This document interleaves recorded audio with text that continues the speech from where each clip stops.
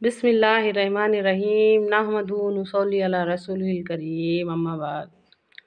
ہونے کو تو یہ بھی ہو سکتا ہے کہ حدیث پورے عربی میں پڑھنے کا، پڑھ کے سناؤ، عربی میں پڑھ کے سناؤ، چاہے سمجھ میں آؤ چاہے نہ سمجھ میں آؤ،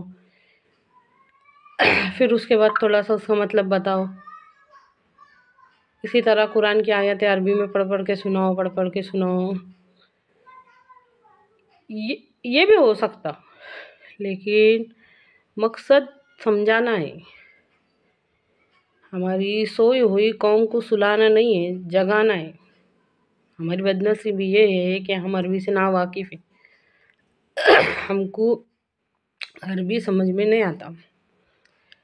ہماری اپنی زبان میں ہم کو اگر ہماری کوئی تعریف کر دے تو بھی سمجھ میں آتا، اگر کوئی برائی کرے گا تو بھی سمجھ میں آتا۔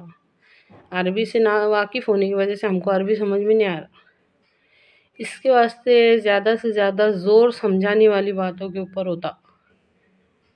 میں عربی کا استعمال زیادہ نہیں کرتی۔ دین کی ایک مثال سے میں بات کو سمجھانے کی کوشش کروں گی، اللہ کرے کہ سب کے سمجھ میں آئے۔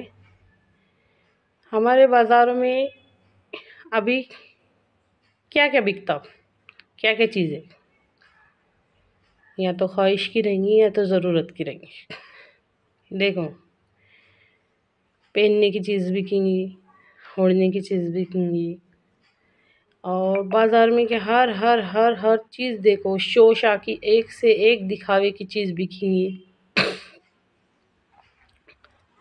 اور کھانے پینے کی چیز دکھیں گی، ہوٹلا نظر آئیں گے جگہ جگہ پہ۔ اب یہ سب دیکھنے کے بعد یہ سوچو کہ یہ جو بازاروں میں وہاں پہ آیا، یہ خود بخود تھوڑی آیا، کس نے اس کو لے کر آیا؟ جب وہاں آیا نا، انسان کے اندر کی جو ڈیمانڈ ہے، جو ضرورت ہے، وہ ہر چیز ہم کو وہاں نظر آئیں گی۔ اب اس میں ایک دم غور طلب بات یہ ہے کہ اگر نظر نہیں آئیں گا نا تو صرف ہدایت کی چیزیں وہاں پہ نظر نہیں آئیں گی۔ ہماری زندگیوں میں تم ہدایت کی ویلیو کو سمجھنے کی کوشش کرو کہ دنیا کے بازار میں ہر چیز ہے، اگر کچھ نہیں ہے تو وہ ہدایت کی چیزیں نہیں ہیں۔ اسی طرح ہمارے گھر میں بھی، گھر کے ایک سامان کو دیکھو کہ ہم نے کیا کیا لائے، بہت چیزیں نظر آئیں گی تم کو، دکھاوے کی، شوشا کی، کھیلنے کی، گیم کی، بچوں کی، ماں باپ کی، جو ان کو ضرورت لگی وہ چیزوں سے گھر بھرے لے ہمارے۔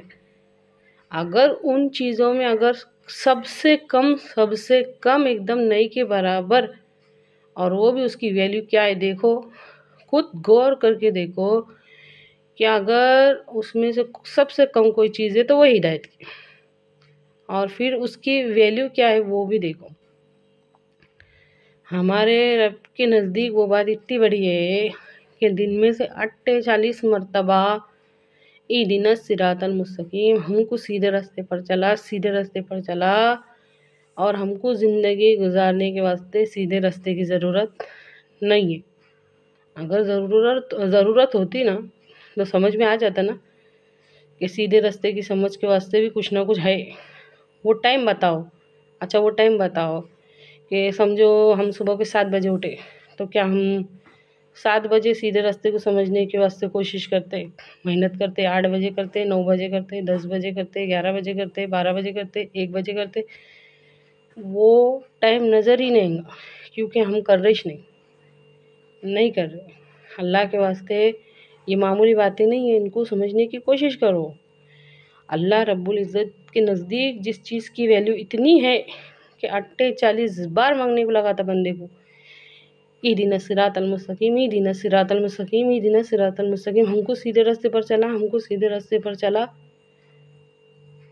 اچھی طرح سے سمجھیے اس بات کو، اور ہمارے نزدیک اس چیز کی ویلیو نہیں ہے،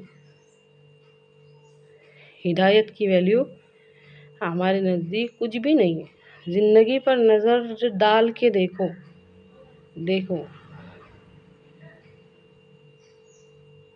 अल्लाह के वास्ते अगर कुछ करना है तो सिर्फ हमको ध्यान में आएगा कि हाँ नमाज़ पढ़ने की, साल में एक बार रोज़े रखने के, और बाकी क्या करने का कुछ नहीं। बाकी हम सब हमारे मनमाने तरीके से पूरा करेंगे। ये वजह है कि हमारी कौम पूरी उल्टी साइड में, पूरा रुख बदल गया ज़िंदगियों का। हमारे नबी सल्लल्लाहु अलैहि वसल्लम की जो नबूवत मिलने के बाद से तो लेके खुतबा हज्जतुल विदा का आखिरी खुतबा था, जब तक कि वो कोशिश मेहनत मेहनत मेहनत मेहनत, उसका क्या क्या ये दिया हमने। खुद सोच के देखो ना, क्या सोच के क्या करे हमने। क्या 40 साल से लेके 63 साल की उम्र तक, वफ़ात तक, आप सल्लल्लाहु अलैहि वसल्लम की दुनिया से रुखसत होने तक सिर्फ और सिर्फ इतना ही काम था हमारे नबी सल्लल्लाहु अलैहि वसल्लम। इस्लाम के 5 अरकान ही बताए थे। अल्लाह के वास्ते गौर करो। ये अल्लाह कहने सुनने से ज़्यादा अमल की तौफीक दे, गौर व फिक्र करके जागने की तौफीक दे। आमीन।